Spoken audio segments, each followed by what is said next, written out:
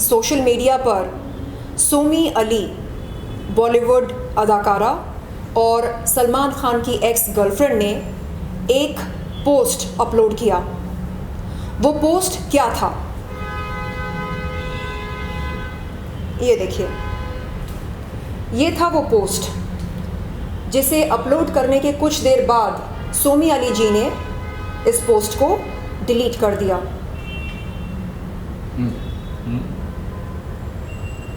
ये उनका Instagram ID है, रियल सोमी अली।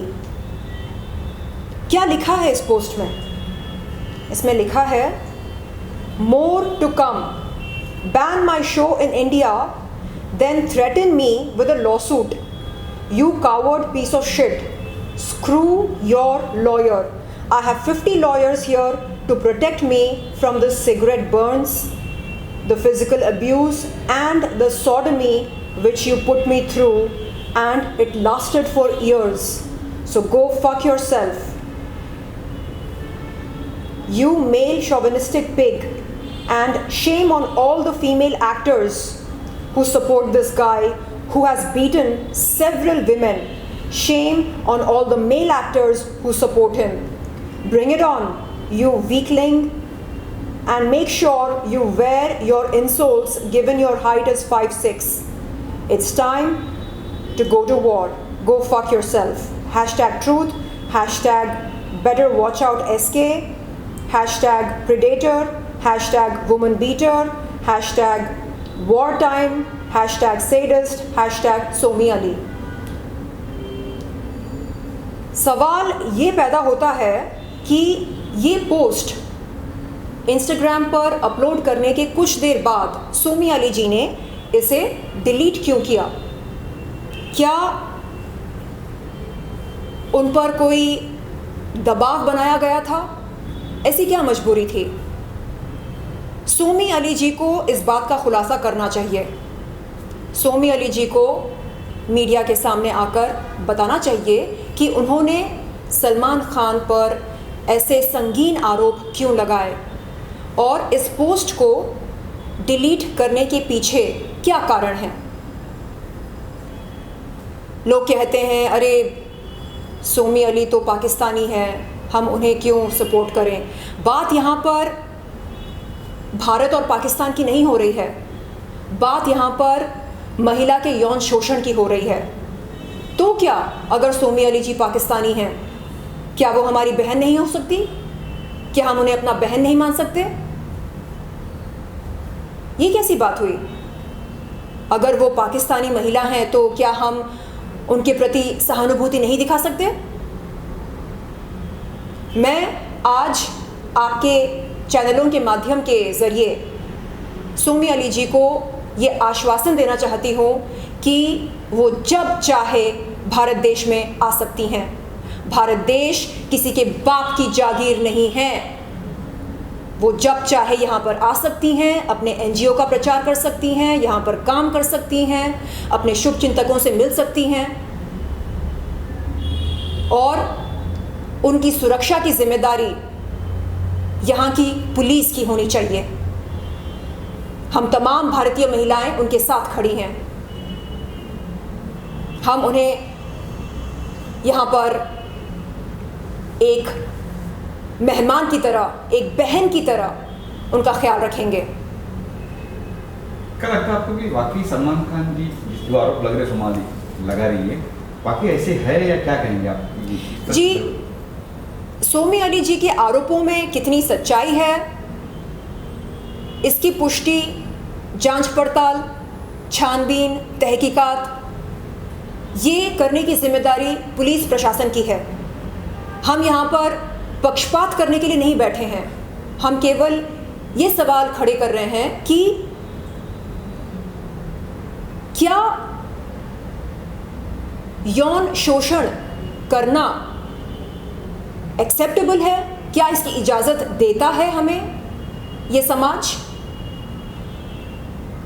और अगर महिला संगीन आरोप लगाती है तो क्या पुलिस प्रशासन को उन आरोपों को नज़रअंदाज करना चाहिए या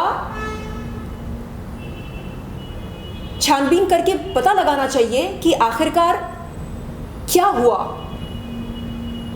मैं विनती करती हूँ सोमियाली जी से कि वो भारत आएं, भारत देश में आकर पुलिस प्रशासन के पास जाकर अपनी शिकायत दर्ज करें, क्योंकि जब तक शिकायत दर्ज नहीं करेंगी तब तक इस केस की तहकीकात शुरू नहीं होगी, तब तक पता नहीं चलेगा कि उनके आरोपों में कितनी सच्चाई है। सलीम जी, ये ऐसा क्यों होता है? लोग कई सालों के बाद, तनुश्री जी को ले लीजिए, जी। कई सालों के बाद उन्होंने मीटू ला क्या कहा था लाना पड़ेगा, अब सोमियाली जी कह रही है, जी। इतने सालों का क्यों कहते हैं? ये पहले क्यों नहीं कहते? उस वक्त आवाज़ क्यों पता नहीं है? देखिए, बात यह है कि शुरुआत में जब हमारे साथ कोई हादसा होता है तो हम खुद को कसूरवार ठहराते हैं। हमें लगता है कि हमारी वजह से वो हादसा हुआ। अगर हम दोस्ती नहीं किए होते, अगर आरोपी के पास नहीं गए होते तो शायद वो दर्दनाक हादसा नहीं हुआ होता। और बहुत समय लगता है ये जानने के लिए, ये महसूस करने के लिए कि कसूरवार हम कभी थे ही नहीं। कसूरवार तो कोई और था जिसने हमारे साथ यौन शोषण किया, जिसने हमारे साथ ज्यादती की। लोग पूछते हैं कि अरे 2005 में आप कहते हैं कि मीटू आरोपी साजिद खान ने आपके साथ यौन शोषण किया, तो क्या आप इतने साल कोमा में थे? जवाब ये है कि इतने साल मैंने खुद को जिम्मेदार ठहराया, कसूरवार ठहराया अपने यौन शोषण का।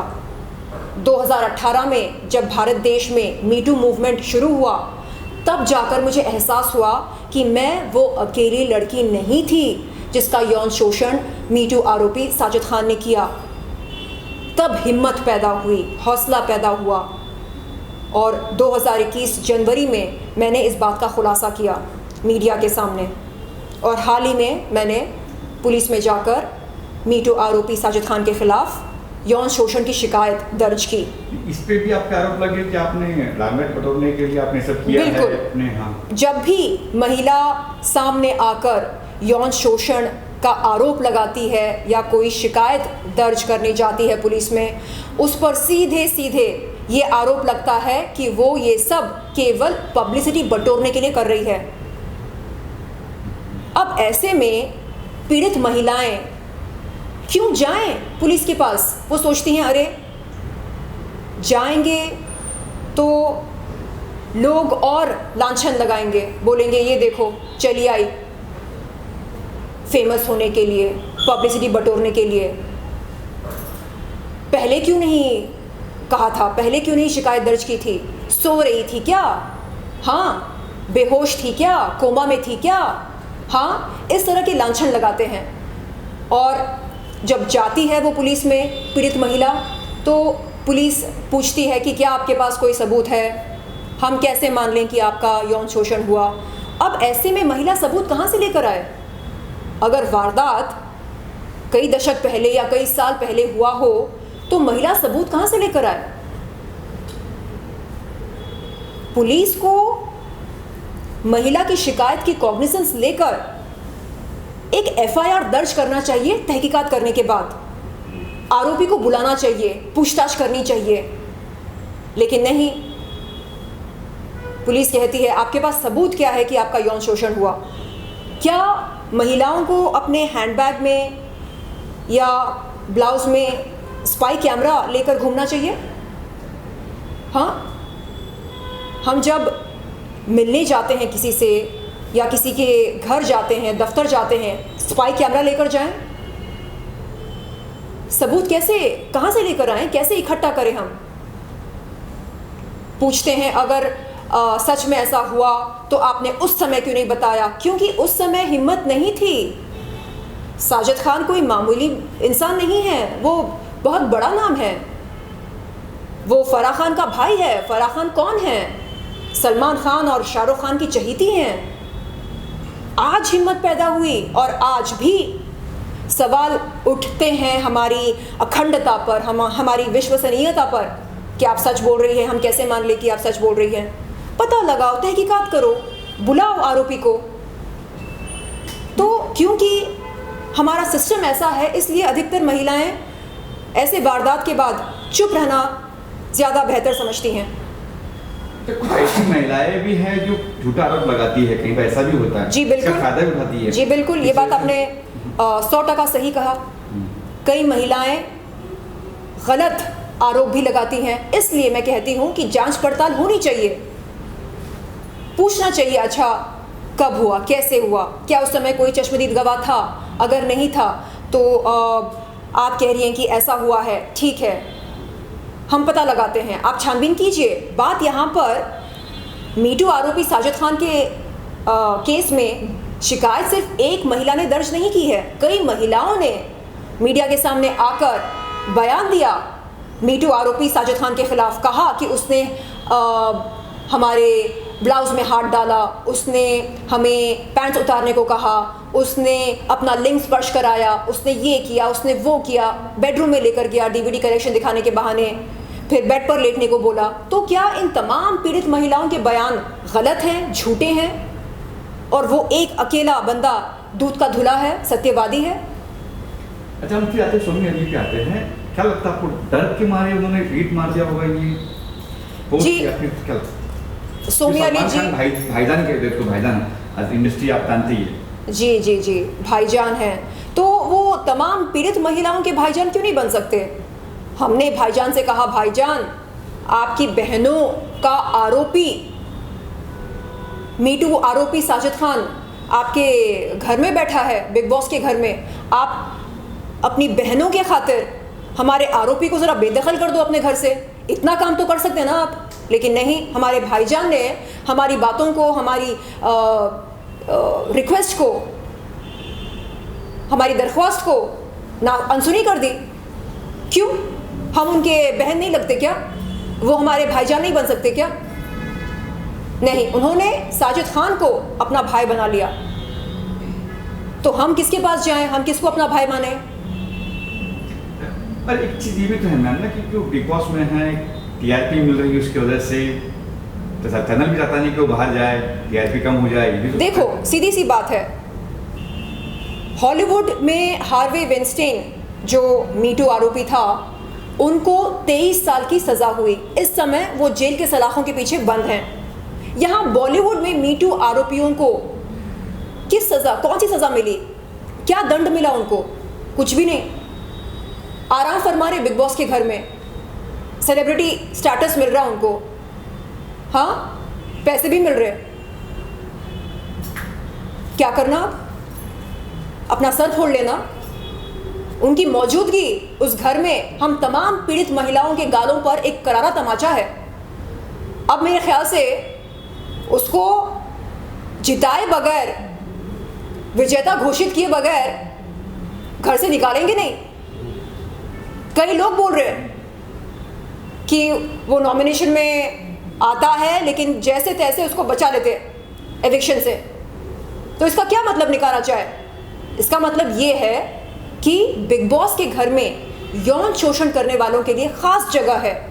अगर आपको बिग बॉस में भाग लेना हो तो क्या किया जाए?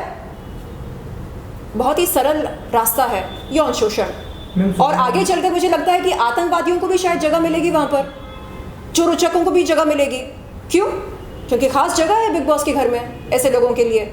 मैं कहती हूं, जब तक कोई दोष मुक्त नहीं होता तब तक उसे किसी भी प्लेटफॉर्म पर आमंत्रित नहीं करना चाहिए, ना कंटेस्टेंट के तौर पर, ना जज के तौर पर, ना किसी सेलिब्रिटी के तौर पर। इतनी सी बात समझ में नहीं आ रही है लोगों को। और रही बात सोमी अली जी की, तो मैं उनसे निवेदन करती हूं कि वो हिम्मत करके आए भारत देश में। हम भी देखते हैं उनका बाल कैसे बांका करता है कोई भी। उन्हें पुलिस प्रोटेक्शन दी जाएगी। पुलिस प्रशासन का काम है हमारी रक्षा करना, और हम तमाम भारतीय महिलाएं एक सुरक्षा कवच बन जाएंगे उनके लिए। हम भी देखते कि कौन उनको हाथ लगाता। यहाँ पर आप शिकायत दर्ज कीजिए, आपके आरोपों में कितनी सच्चाई है उसकी तहकीकात पुलिस करेगी, उसके बाद कानूनी कार्रवाई आगे बढ़ेगी। आखिरी सवाल मेरा मैम ये रहेगा, बाद में भाई पूछेंगे मेरे। उनसे कोई बात पूछ चुका है मैम अभी आपका? जो पोस्ट डिलीट हुआ?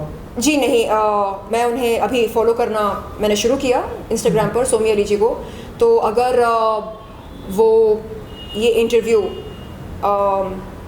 देखेंगी तो समझ में आएगा उनको कि यहाँ पर उनके बहनें बैठे हैं भारत देश में। आप पाकिस्तानी हो, आप रूसी हो, आप कहीं की भी हो, हम आपको बहन मानते हैं। आप प्लीज़ यहाँ पर आइए। जैसे कि मैंने पहले भी कहा, भारत देश किसी के बाप की जागीर नहीं है। आप बिल्कुल यहाँ पर आ सकते हैं, यू आर मोस्ट वेलकम। और आप प्लीज़ आइए, मीडिया से खुलकर बात कीजिए, बताइए आपके साथ क्या हुआ, कैसे हुआ, कब हुआ, हम सुनने को तैयार हैं। तो मेरा केस हो गया था कि क्या होगा मैम, चलो वो आ गए, केस हो गया जी, क्या हुआ बताइए, तनुश्री दत्ता में केस में क्या हुआ, पकड़ा गया कोई? लोग यही पूछते हैं मुझसे। अभी आपने भी कहा था जी जी, मीडिया वाले यही पूछ रहे हैं कि चलो वो तो जाएंगे, शिकायत दर्ज करेंगे, लेकिन न्याय का कब मिलेगा, मिलेगा भी या नहीं। देखिए, हाल ही में हमारे माननीय राज ठाकरे जी ने ये कहा कि पीड़ित महिलाओं को तत्काल इंसाफ दिलाने के लिए हम भारतीयों को लोकतंत्र त्याग देना पड़ेगा और शरिया कानून अपनाना पड़ेगा, क्योंकि शरिया कानून के तहत पीड़ित महिलाओं के आरोपियों को तत्काल सजा दी जाती है, ऐसा शरिया कानून कहता है। तो क्या अब ये दिन हमें देखने पड़ रहे हैं कि इंसाफ पाने के लिए क्या हमें शरिया कानून को अपनाना पड़ेगा? ये मेरा सवाल है आप सबसे। अगर ऐसा करना पड़ेगा तो हम शरिया कानून को अपनाने को तैयार हैं, हम बुर्खे में रहने को तैयार हैं, लेकिन हमें इंसाफ चाहिए, क्योंकि हम देख रहे हैं कि लोकतंत्र में हमारा संविधान जो है वो अपराधियों को अपनी सफाई पेश करने का मौका दे रहे हैं और केस लंबा चलता रहता। अब जो सबूत होते हैं उनके साथ छेड़खानी कब कैसे होती है ये किसी को पता नहीं चलता। तो ये कीमत हम चुका रहे हैं लोकतंत्र में रहने के लिए। आपको मालूम होगा, निर्भया कांड को होकर कुछ 12 साल हो गए, 10 साल हो गए, और उनको इंसाफ कब मिला? निर्भया जी के परिवार वालों को इंसाफ कब मिला? 10 साल बाद, 12 साल बाद। तो क्या हर किसी पीड़ित महिला के परिवार वालों को इतना लंबा समय इंतजार करना पड़ेगा? नहीं चाहिए हमें लोकतंत्र, ले लो हमसे, नहीं चाहिए। शरिया कानून लागू कर दो, तत्काल इंसाफ मिलना चाहिए पीड़ित महिलाओं को। तो माननीय राज ठाकरे जी के इस बात से हम सहमत हैं। Thank you ma'am. जी, थैंक यू।